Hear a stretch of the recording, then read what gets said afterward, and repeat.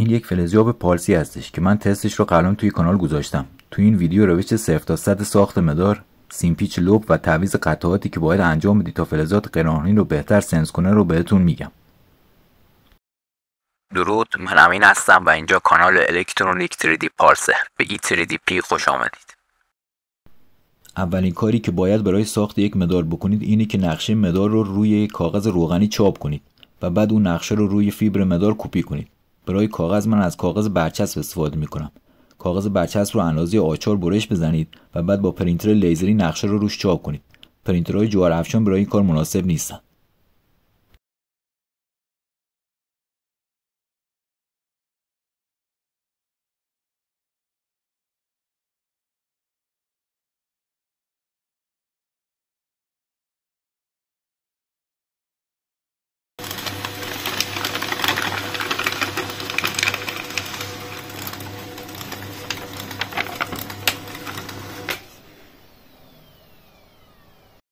بعد باید فیبر رو اندازه نقشه ببرید. برای این مدار یک فیبر مسی 10x10 تهیه کنید.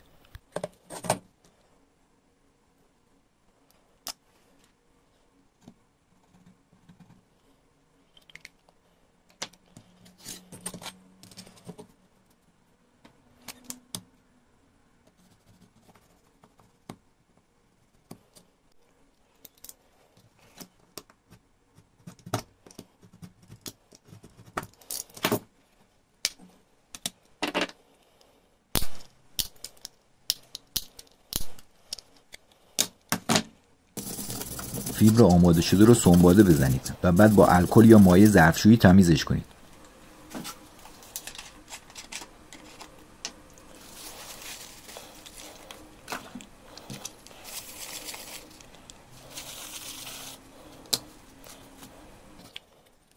مرحله بعدی انتقال نقشه روی فیبر هستش. برای این کار نیاز دارید نقشه چاپ شده رو حرارت بدین.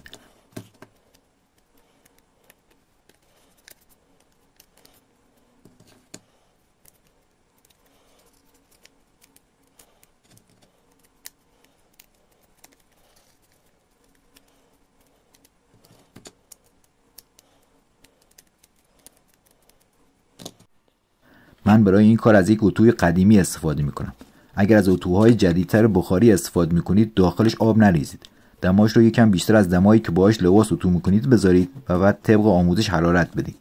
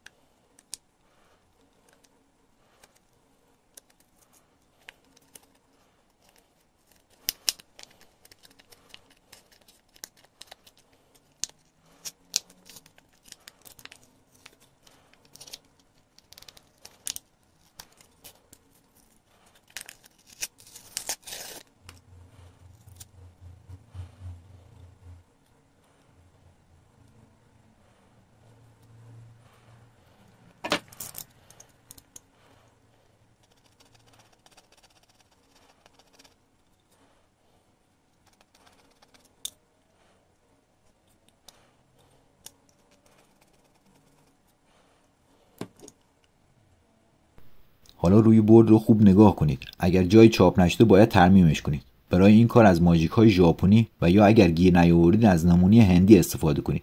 مابقی ماژیک ها هنگام اسیدکاری به راحتی پاک میشن. مرحله بعدی اسیدکاری هستش. برای این کار شما میتونید از اسیدهای مخصوص فیبر مدار چاپی که به مایع مسبر معروف هستن استفاده کنید. و یا از اسیدهای صنعتی یا آزمایشگاهی مثل این اسید نیتریک. برای استفاده از این اسیدها باید اونها رو با آب رقیق کنید. من معمولا 1 قسمت اسید و 2 قسمت آب جوش میریزم و اگر میخواین از اسید نیتریک استفاده کنید باید به این شکل روی تمام خطوط رو با لاک بپوشونید.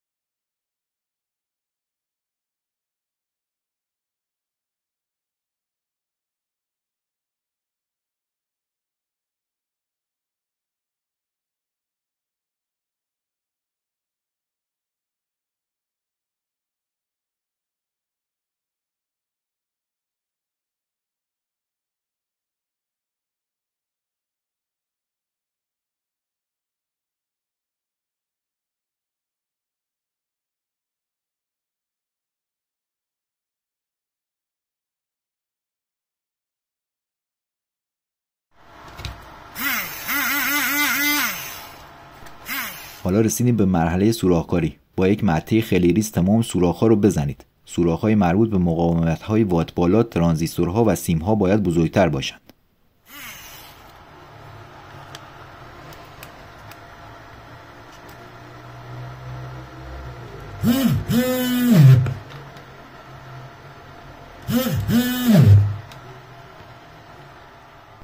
اگه الان تو فکرتون اینه که با چی دارم سوراخ میزنم، این یک درب شامپو ساعت هستش که یک موتور 12 ولت جانسون سشوار بهش خورونده شده. اینم یک دسته تفنگ اسباب بازی هستش که بهش چسبونده شده و اینم یک مته و نظام کوچیکه که به موتور چپونده شده. این مته و نظامش رو میتونی از فروشگاه الکترونیک یا ابزارفروشی‌ها تهیه کنی.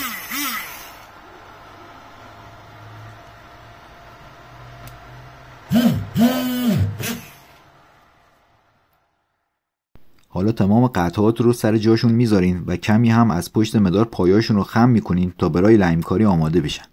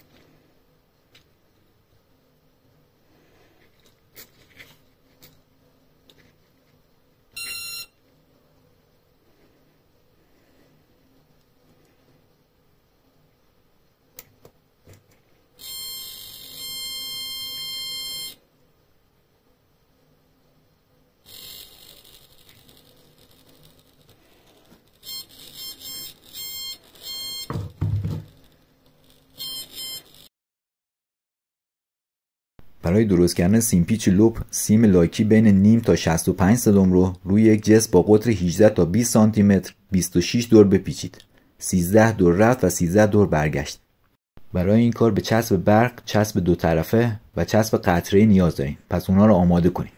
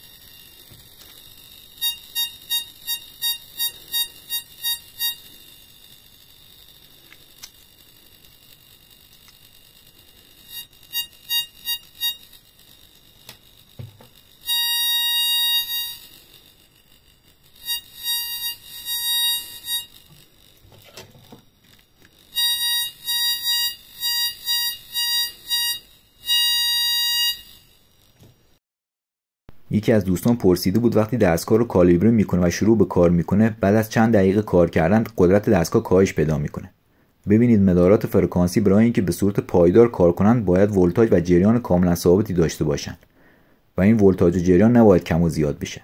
برای همین باید یک مبدل افزاینده دیسی به دیسی رو اول به باتری‌ها وصل کنید، بعد ولتاژ رو تنظیم کنید و بعد به مدار وصلش کنید. این کار باعث میشه ولتاژ ثابت بمونه.